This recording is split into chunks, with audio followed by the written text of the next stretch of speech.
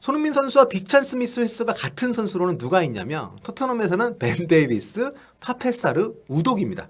빅찬 스미스 놓친 횟수가.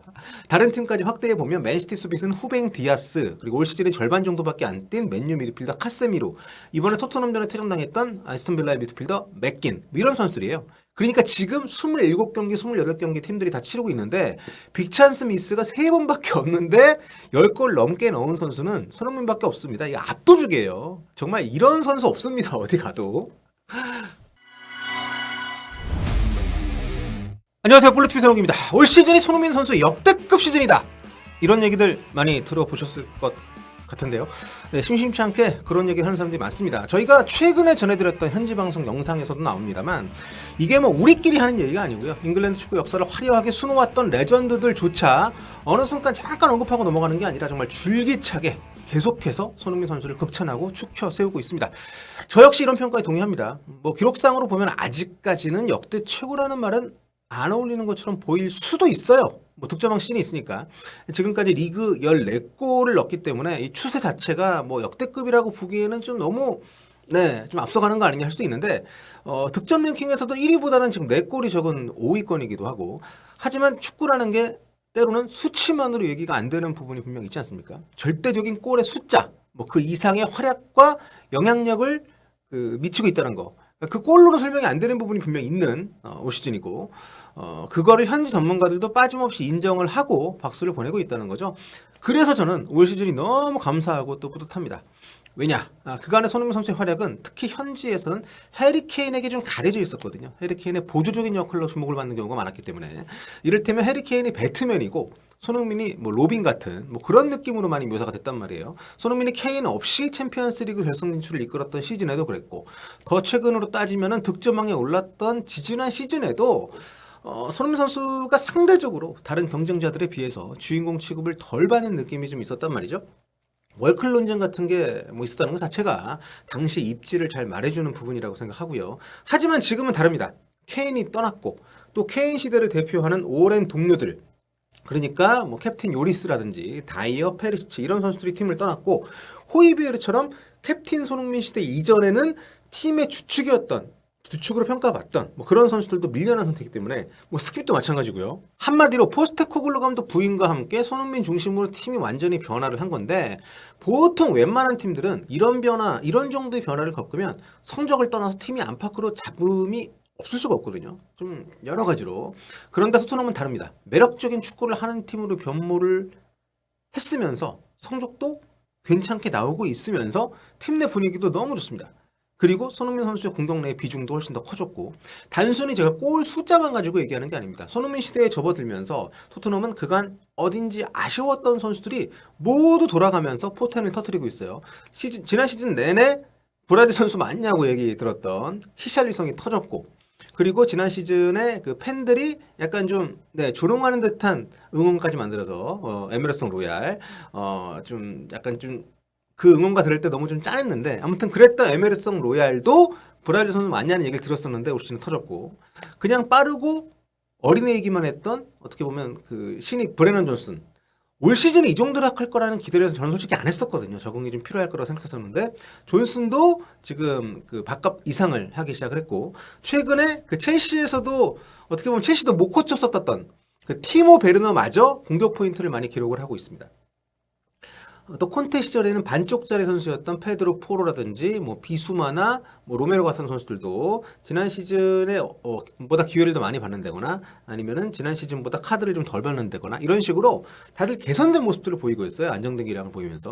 이전까지 그냥 뭐 손흥민 따라다니는 꼬마애처럼 보였던 이 파페사르 같은 선수 역시 주전으로 확실하게 잘 잡았고, 그러니까 감독이 바뀐 게 당연히 크지만 선수단 분위기를 다 잡고 또 실력으로 인성으로 팀을 이끌고 있는 캡틴 손흥민 선수의 존재가 얼마나 중요한지를 현지에서부터 극찬으로 인정을 하고 있는 게 최근의 분위기다. 저는 그렇게 보는 거죠. 이게 괜한 소리가 아닌 게 여러분 다들 아실 겁니다. 토트넘은 신입생들의 무덤이었습니다.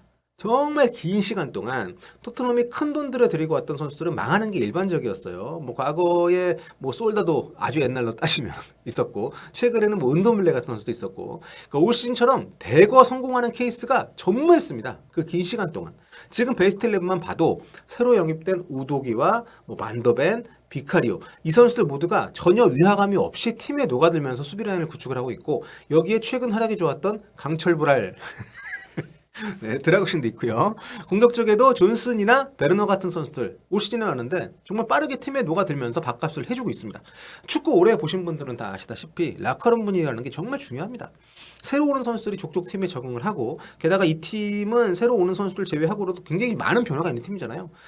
그런데 이렇게 라커룸 분위기라는 게 정말 중요한 이 팀에서 공개적으로 주장을 칭찬하는 선수들이 많고 또 골이 들어갈 때마다 한 대 어우러져서 좋아하고 서로 축하해주고 경기 끝나고 나서도 한 대 어우러져서 팬들하고 소통하는 이런 과정 모두가 저는 손흥민 선수의 공이 많은 비중을 차지한다 이렇게 보고 있는 거죠. 물론 100%다 손흥민 덕분이라고 얘기하는 건 아닙니다. 뭐 그럴 수도 없고 그만큼 큰 비중을 차지하는 게 손흥민 선수의 역할이다 이렇게 보는 거죠. 그리고 제가 지금까지는 토트넘 관점에서 전지적 토트넘 시점에서 손흥민의 현재 역대급 시즌을 얘기했다면 이제 수치를 통해서 좀 살펴보겠습니다. 손흥민 선수가 올 시즌 14골을 넣고 있는데요. 재밌는 게 올 시즌 손흥민이 골 욕심을 진짜 아마 역대급으로 안 내고 있는 시즌이 아닌가 이런 느낌이 들 정도로 동료들을 밀어주고 있지 않습니까? 그래서 보다가 짜증내는 한국 팬들 많습니다. 아니 거기서 왜 패스를 하냐. 제발 때려라 손흥민. 뭐 저도 공감이 가는 부분인데 그래도 그런 노력들이 지금 토트넘을 살리고 있는 것도 맞으니까. 근데 이게 꼭 우리가 손흥민 선수가 그 양보한다라고만 볼 필요가 없는 게 손흥민 선수가 자기가 확실히 책임을 질 때 그러니까 넣을 수 있을 때는 확실히 슈팅을 때리고 또 골을 넣어줍니다. 이게 스탯으로 명확하게 나와요. 여기 굉장히 제가 흥미로운 기록 보여드릴게요. 이게 뭐냐면 올 시즌 프리미어리그 전체 선수들 빅찬스 미스 랭킹입니다.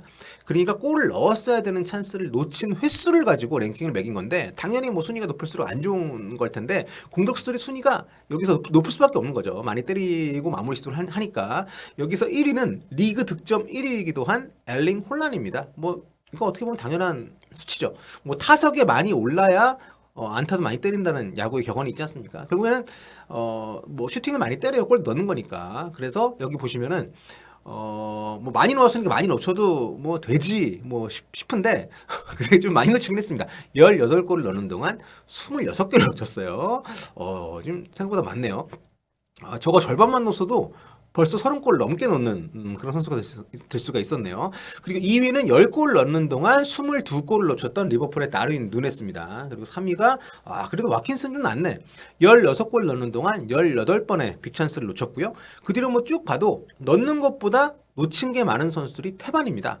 여기 이제 8위쯤 와서야 솔랑케가 이제 11개를 놓치고 그 사이에 15골을 넣으면서 수준급 마무리 능력을 보여줬고 대단한 수치죠. 그 다음에 살라도 15골 넣는 동안에 9개밖에 안 놓쳤습니다. 좀 대단하죠. 그리고 황희찬 선수 적중률이 높죠. 빅찬스 16개인데 그중에 10골을 넣고 6개를 놓쳤으니까. 근데 손흥민이 왜 안 보이냐고요? 빠진 거 아니냐고? 아닙니다. 네. 뭐 안 보이는 게 좋은 거죠. 이런 랭킹에서는 빅찬스를 적게 놓쳤다는 거니까. 해서 짜잔. 네. 손흥민 선수 올 시즌 빅찬스를 17번밖에 못 만났고요. 그중에서 14골 넣었습니다. 빅찬스 미스 횟수가 3개밖에 안 돼요. 리그 전체 공동 61위입니다. 미친 거 아닙니까? 빅찬스 횟수로만 따지면 손흥민 선수가 17차례니까 10골 넘게 넣은 선수들 다 비교해봐도 황희찬 정도와 비슷하지 나머지는 다 넘사벽 차이예요. 홀란 26번 놓칠 때 손흥민은 3번밖에 안 놓친 겁니다. 기회를. 살라 9번 미스도 대단한 건데 손흥민은 3번밖에 미스를 안 했다는 거예요. 빅찬스를. 이거 거꾸로 보면 그렇게 웃을 일만은 아닌 게 토트넘은 손흥민한테 빅찬스를 17번밖에 못 만들어줬다는 거니까 손흥민보다 2골 더 넣은 와킨스는 18번이나 놓쳤습니다. 기회를. 그러니까 손흥민 선수는 와킨스가 놓친 기회보다 전체 기회 자체가 적은 건데 거기서 14골을 넣은 거고요.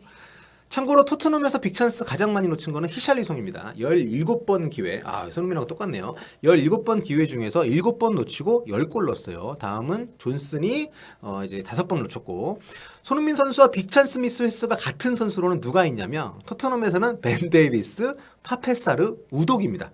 빅찬스 미스 놓친 횟수가.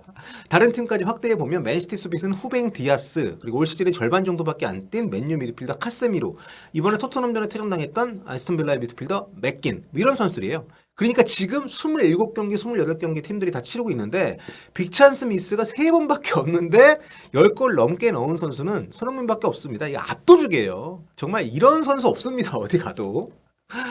참고로 여기 보시면 이제 다른 수치인데 손흥민 선수의 역대 빅찬 스미스 횟수, 그러니까 프리미어리그 경력을 통틀어 가지고 지난 9시즌 동안 66번입니다. 시즌당 7개 조금 넘고요. 가장 많이 놓친 게 한 시즌에 10개예요. 아까 위에 제가 보여드렸습니다만 벌써 빅찬 스미스 10개 넘게 한 선수가 프리미어리그 전체에 이제 8명이고 그리고 이 선수들의 어떤 기록들을 보면 손흥민 선수의 대단함이 다시 한번 느껴지지 않습니까? 아무튼 손흥민 선수의 그 결정력, 예. 가장 많이 한 시즌에 가장 많이 놓쳤던 게 10개입니다. 빅찬 스미스를 가장 한 시즌 통틀어서 많이 놓쳤던 시즌이 10개 놓친 건데 그게 이제 득점왕 시즌이고요. 17골 넣었던 시즌이고요. 정말 결정력, 적중률만큼은 프리미어리그 역사에 정말 길이 남을 만한 독보적인 선수 같습니다. 마침 김에 역대 프리미어리그 빅찬 스미스 랭킹을 제가 한번 다 뒤져봤는데요. 이 빅찬 스미스 기록이 2011-12 시즌부터 집계가 됐더라고요. 이전 기록들은 그래서 궁금해서 파악이 안 되는데 아무튼 뭐 이렇게 봐도 압도적입니다. 진짜 117골 넣는 동안 66번밖에 놓치지 않은 거니까 진짜 뭐 다른 선수들하고 비교를 해봐도 현격하게 적죠. 참고로 지금 현재 프리미어리그 최고의 골잡이로 군림하고 있는 맨시티 엘링 홀란 같은 경우에는 54골 넣는 동안 54번 놓쳤습니다. 네, 그러니까 좀 많이 넣고 있지만 그만큼 많이 놓치는 그런 선수라고 볼 수 있겠고. 자, 토트넘 이번 주말 풀럼전입니다. 우리 시간으로 이제 일요일 새벽 2시 반인데요. 장소는 이제 풀럼 원정으로 치러지게 되겠고, 지금 뭐 에스톤 빌라 정말 승점 6점짜리 경기 잡으면서 분위기 좋은데 이 시합 놓치면 안 되고요. 홈팀 풀럼은 히메네스도 복귀를 해서 지금 이탈자가 거의 없습니다. 토트넘은 빠지는 선수가 꽤 많은데 히샬리송, 세세뇽, 포스터, 솔로몬이 아직 회복을 못한 상태고 여기에 지난 시합 도중에 그 부상으로 햄스트링 붙잡고 나갔던 미키 반더벤이 포스테코글루 감독 피셜 이번에 못 나옵니다. 햄스트링 이슈기 때문에 심각하지 않다고는 합니다만 토트넘이 앞으로 좀 많이 애껴 써야 되지 않나 좀 걱정이 됩니다. 센터백 스프린트를 안 그래도 많이 시키는 팀이 토트넘이기 때문에. 자, 상대 전적에서는 토트넘이 압도하고 있습니다. 총 104번을 만나서 55승 30무 19패. 특히 최근 10년 동안 11번 맞붙어서 무려 9승 2무의 압도적인 성적입니다. 그나마 2무 가운데 한 번을 1패라고 잡을 수 있는데 이게 이제 카라바오컵 승부차기로 진 적이 있기 때문에 문제는 그 카라바오컵이 올 시즌 지난 8월이었다는 거죠. 그때 손흥민 선수는 아예 명단 없었고요. 이때 져가지고 토트넘이 카라바오컵을 조기 탈락했어요. 올 시즌에. 손흥민 선수는 풀럼 상대로 리그에서 5경기 출전을 했고요. 총 1골 2도움 기록을 하고 있습니다. 진 적은 한 번도 없고 손흥민 뛰었을 때. 풀럼 상대로 한동안 공격 포인트가 없었는데 지난 시즌에 이제 풀럼 원정 가서 해리케인의 결승골을 도왔고요. 올 시즌에 지난 9라운드 홈에서 붙었을 때 전반 36분에 결승골을 넣고 후반 9분에 메디슨의 추가골을 어시스트한 적이 있습니다. 이번 시합도 당연히 좋은 활약 기대가 되고요. 지금 탑4 진입 좀 쉽지는 않겠습니다만 아무튼 우선권을 갖고 있는 상태이기 때문에 계속된 일정들 풀럼전, 뭐 루턴전 중요하겠고 또 이번 풀럼전 하고 나면 대표팀 또 소집이 되지 않습니까? 부상 없이 잘 일정 맞추고 국내 팬들에게 또 모습을 보일 수 있는 손흥민 선수 많이 기대를 해보도록 하겠습니다. 근데 이 빅찬 스미스 기록은 진짜 대단하네요.